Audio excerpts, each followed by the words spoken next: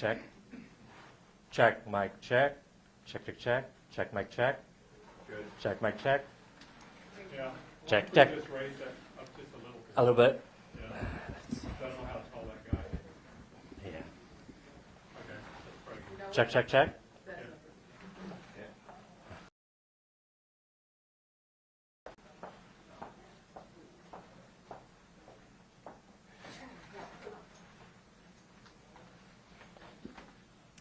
Mic check, 1, 2, 3, 4, 5, 6, 7, 8.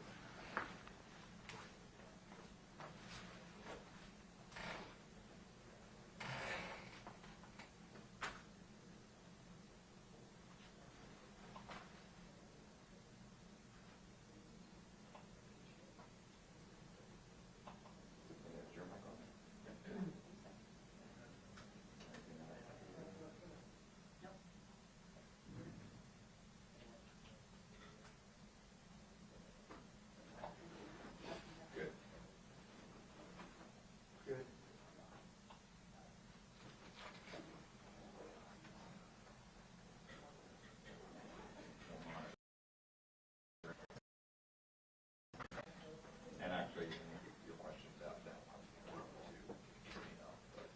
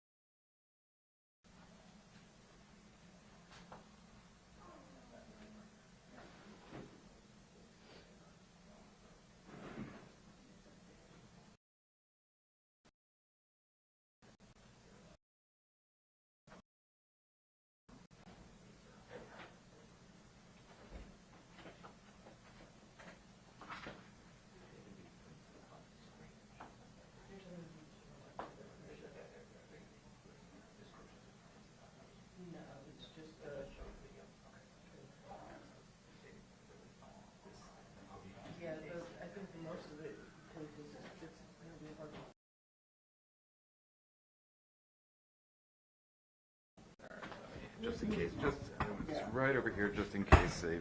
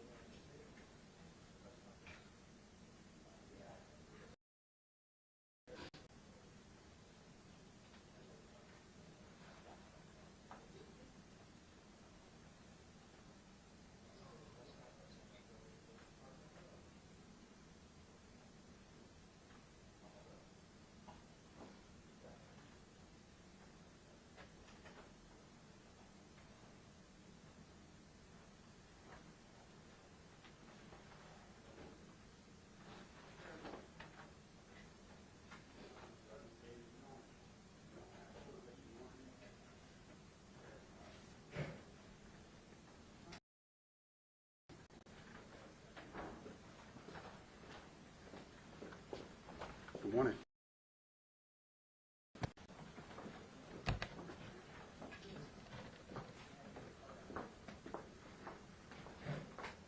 All ready? Oh, hang on a sec, Chief. We Okay. got one more coming. Okay.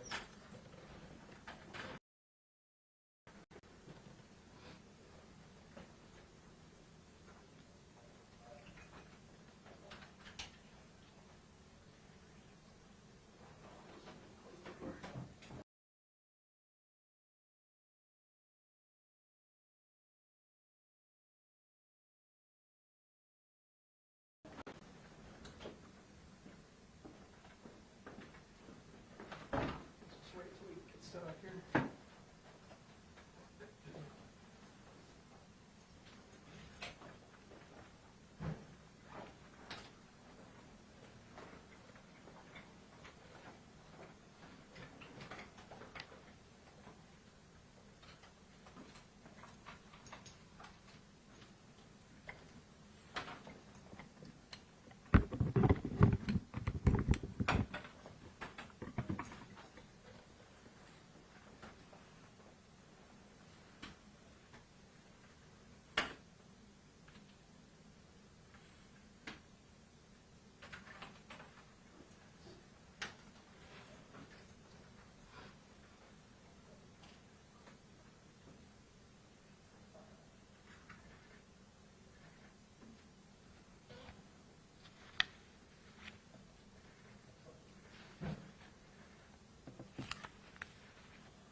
You ready? All right. Good morning, and thank you all for being here. I'm Vincent L. Ogburn, Sr., the Chief of Police for the Ocoee Police Department. We appreciate your patience as we investigate an incident that's very complex and is tragic at the same time. This incident took place on Sunday, August 10th, 2025, in Ocoee, Florida. This incident is still an active investigation under the Florida Department of Law Enforcement, so I'm very limited in some of the information that I can share with you today. At approximately 11:20 hours on Sunday, August 10th, our officers responded to a report of a stolen vehicle in the area of Ocoee Apopka and Claricona, Ocoee Apopka Road and West Road, it was a silver BMW. The vehicle was located in the parking lot of the public supermarket. We're going to show you a video in a moment, and you'll see the officers approaching the vehicle and engaging in conversation with the driver, Stacie Guerrero. You'll see Guerrero back up her vehicle, striking one of the officers with the vehicle and knocking them back. You'll also see Guerrero drive forward, striking the other officer as he is backing away. Because of these threats to the lives, one of the officers discharged his service weapon and striking Mrs. Guerrero. She was transported to the hospital and pronounced deceased. The two officers involved are on administrative leave with pay, which is standard procedure in an officer-involved shooting. While on the scene of this incident, it was brought to the attention of our investigators that before the confrontation, surveillance video and witness accounts confirmed that Ms. Guerrero and another female, Andrea Barboza, entered the public supermarket. Mrs. Guerrero was recognized by store staff from previous shoplifting incidents and was suspected for shoplifting again on Sunday. When she was confronted by loss prevention, she exited the store, abandoning her shopping cart of unpaid items and returned to the SUV. And that's when our officers engaged her. Mrs. Barboza later exited the store, and it was determined that she had also shoplifted items from the store. She was later arrested for petty theft, and she also had an active warrant for her arrest. Both of these individuals had extensive criminal histories. Mrs. Guerrero had a criminal history spanning multiple counties and included charges such as battery on law enforcement, fleeing from police, and fraud. She had 15 felonies, 19 felony convictions. At the time, she had 2 active warrants, one out of Seminole County for petty theft, one out of Orange County for fraudulent use of personal identification or information which carried a bond of $5,000. We understand that the loss of life is tragic, and we take this incident very seriously. We ask the community for their patience as this investigation is ongoing. We are committed to transparency, public safety, and to make sure that all the relevant facts are looked at. We can show the video.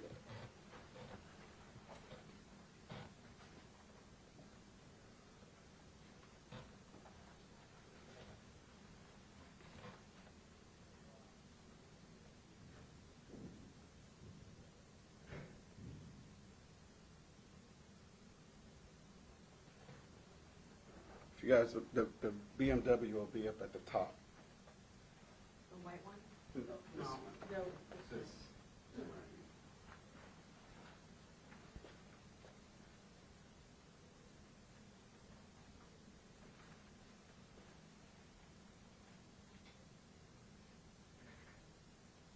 you mind narrating what's happening? Well, they're engaging her at the car, talking to her, conversating, and then she backs up the vehicle. You can see the officers trying to get her out of the car.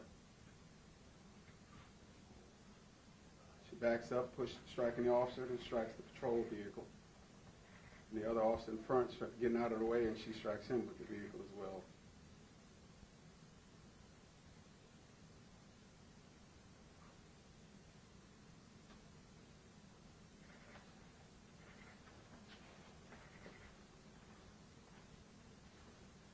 That's all the videos shown there.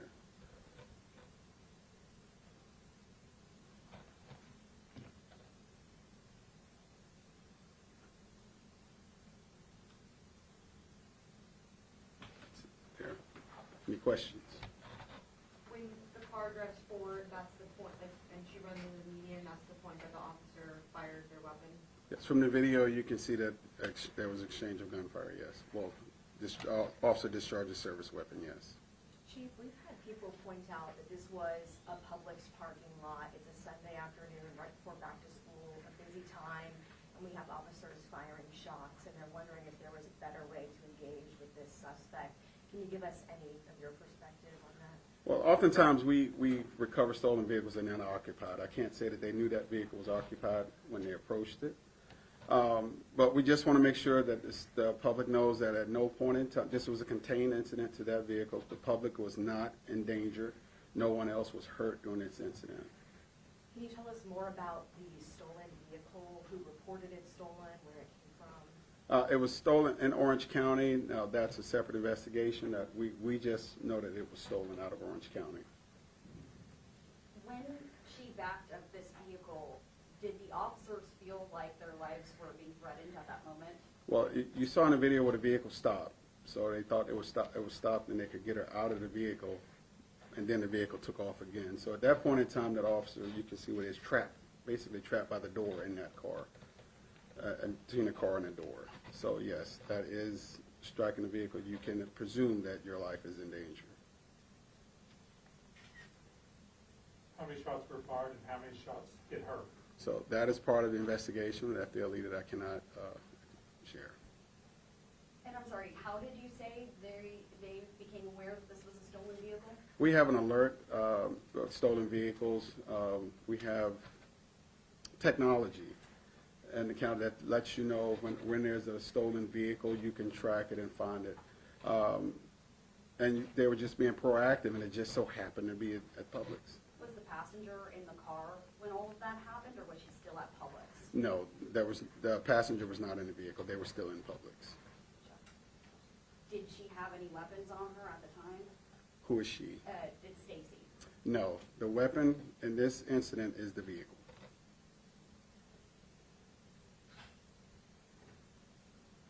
Thank you. So I want to switch gears here and talk about a cold case. And we all know that cold cases are often cases that after all investigative leads, they go cold and family members don't get closure or know where their loved ones are or what happened to them. And it's because of the efforts of retired detective Michelle Grogan that a family is able to now get closure, get identification that we did locate a family member so that they can be at rest for the rest of their lives. And I'll let Detective Grogan highlight how she came to do this. Thank you.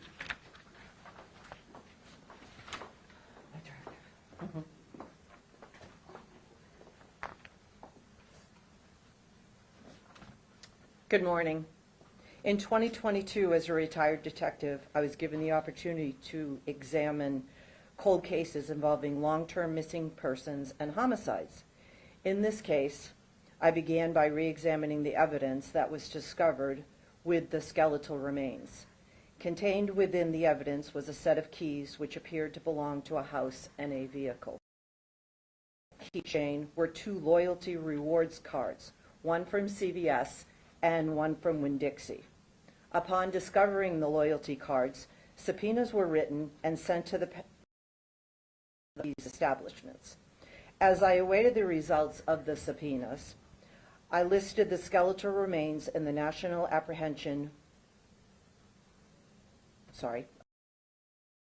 the National Missing and Unidentified Person System, NamUs, the Violent Criminal Apprehension Program, and the Doe Network and the Black and Missing Foundation. NamUs was able to complete a composite rendering using the skull and provided this composite sketch of what they predicted he looked like in life. I was then able to upload the sketch to all of the databases previously listed. Through my relationship with Melissa Pope to Samantha Payne with Othram.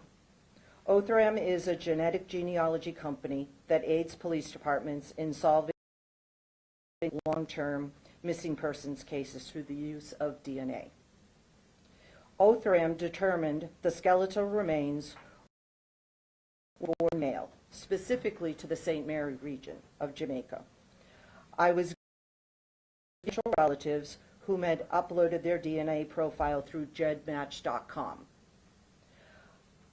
I contacted these relatives whom stated that they did not know of a possible composite rendering, as they had discovered their family that they were not aware of. After 18 months, the window did a name, date of birth that belonged to the loyalty card member. We were able to match that missing person out of Orange County Sheriff's Office from 2000 to gain a phone number for his son who resides in Jamaica. And he reported him missing in 2013. With the help of NamUs and Othram, we were able to obtain the son's DNA sample. It was a with his father, Mr. Lloyd P. Williams, Mr. Lloyd P. Williams. Mr. Williams' son was extremely grateful to the Ocoee Police Department, NamUs,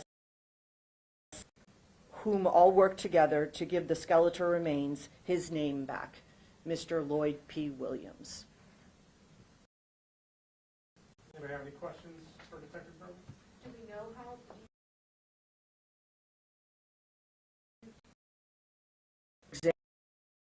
Suspicious. Will it stop there, or will you guys continue to try to find out how? Our investigation is complete as we found the skeletal remains in 2016. He was reported missing from the sheriff's office in 2013 from his home. And where was this home again? Off of Claricona Ocoee Road. What was the reaction you got from, you said the son was very grateful, but can you share a little bit more or describe what that was like for him getting? Yeah, I'm pretty much the detective that I'm very invested with the families, and spoken, I would say at least 6 or 7 times. We've emailed, even just to, give him a little bit of update, but he was extremely grateful. He had been wondering what happened to his father since 2013, and for him to finally get some closure. He's in his 70s, and he's just, like I said, he's extremely grateful to the Ocoee Police Department for coming together and, giving him his dad's name back. Can you share what it's like to work on these cold cases? I mean, often years go by, you have pieces of evidence and you're just Yeah. waiting for it to click. Yeah, that's exactly what happened in this case. Is we submitted a investigative subpoena to the Winn-Dixie and CVS. CVS came back right away and told us that there was no information on the card. Winn-Dixie took their time, and as soon as it popped up in my email, I jumped for joy and told everybody that we had a name. And then when we matched it to a missing person, that was exciting also. Was that the key part of the original evidence? From Yes, yes.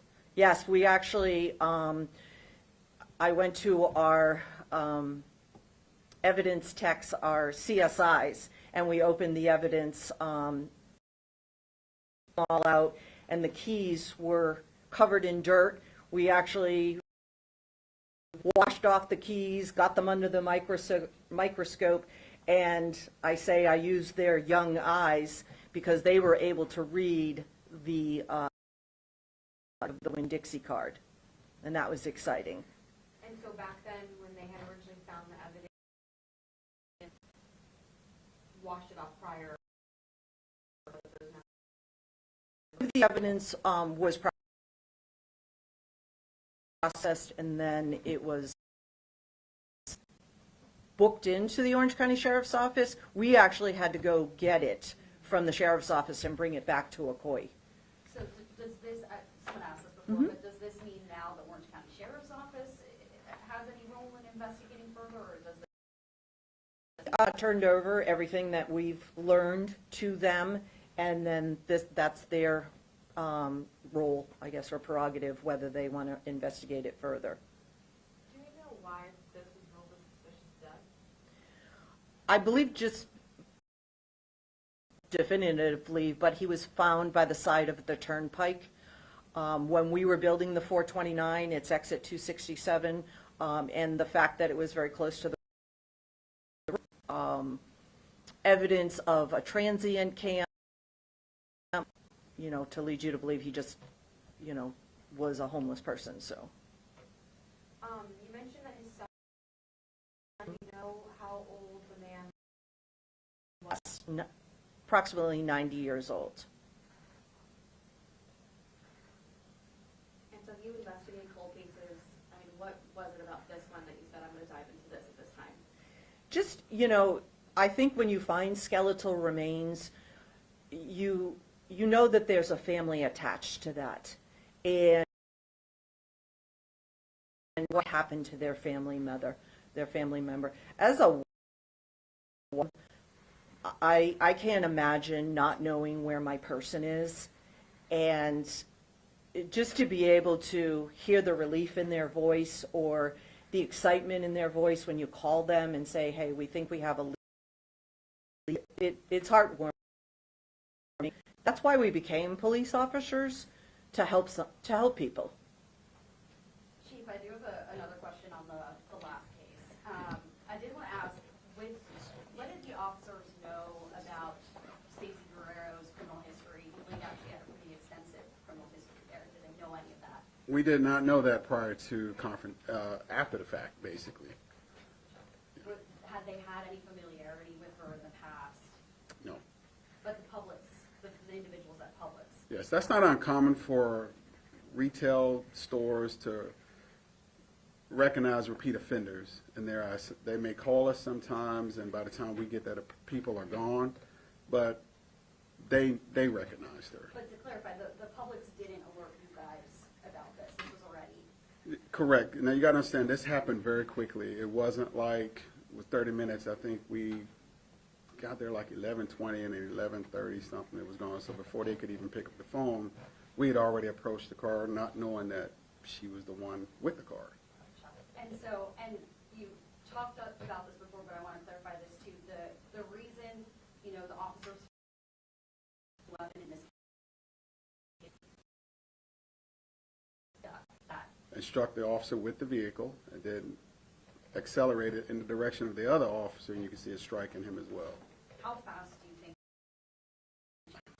You can see, I can't determine that. But it doesn't take a lot of speed to run over somebody. Just one quick clarifier. It looks like at one point the door is open and he's kind of wedged in the door. Is that correct? Like the officer that's standing closer to the patrol car? Mhm. So when she backed up, he was kind of barricaded in between the door And the open vehicle. and the vehicle, and then of course his patrol unit, so he was kind of triangled in there? Is that Yes. correct? Okay. So were the officers already in the area responding to this stolen vehicle, or? No, it was just, we get the report of a stolen vehicle and proactive patrol to see if we can find the vehicle, and there it sits in the parking lot. Were there any 911 calls from people in the area In reference to, in reference to either what was happening in the parking lot or the stolen, the shoplifting? well, I'm pretty sure they are, and that's part of the investigating, yes, part of the investigation as well, and I'm pretty sure some people called after that. How busy was the parking lot at the time? From the video, it wasn't too busy. Like I said, this was a contained, isolated incident to that vehicle, so it didn't span across the parking lot. It didn't travel through the parking lot. It was just in those parking spaces right there. And did Guerrero ever exit the vehicle, or it was all contained? Well, according to the video, she never exited the vehicle. Gotcha. Incident. Yes.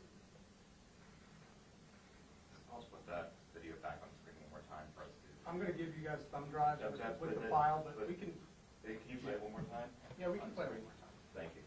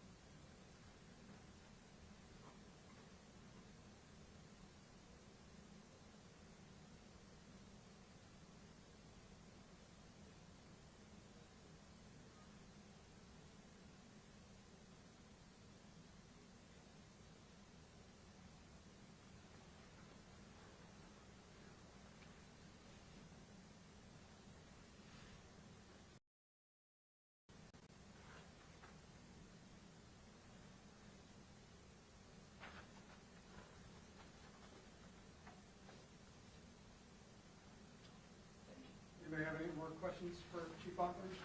What was it that the officer went back to the car for, and then I saw him touch the back of her vehicle? So, again, that's part of the investigation. But I will say this, and any time we get alert of a stolen vehicle, you still have to confirm. Because some states, you know, they may use some of our same numbers. We need to make sure everything is correct about this vehicle, that it is the vehicle, in fact, the one we're looking for. Just making sure it wasn't license plate with the same number from, say, Michigan. Correct. Chief, do you know if Stacie was saying anything to the officers when they were interacting with her? Is it possible she was telling them, you know, I've read other reports in the past where Orange County was trying to stop her in a car, and she said, I don't want to go to jail. Do you know any interaction she had with the officers in Ocoee that So, afternoon? both officers were wearing body cameras, and that body camera footage is with the Florida Department of Law Enforcement, and that's part of the investigation. And again, just how long was this entire interaction? Did it start, like what we saw was the start of it? Okay. Very quick. Any more questions? Thank you. Chief. Y'all welcome. Thank you all for coming. Thank you for coming, yes.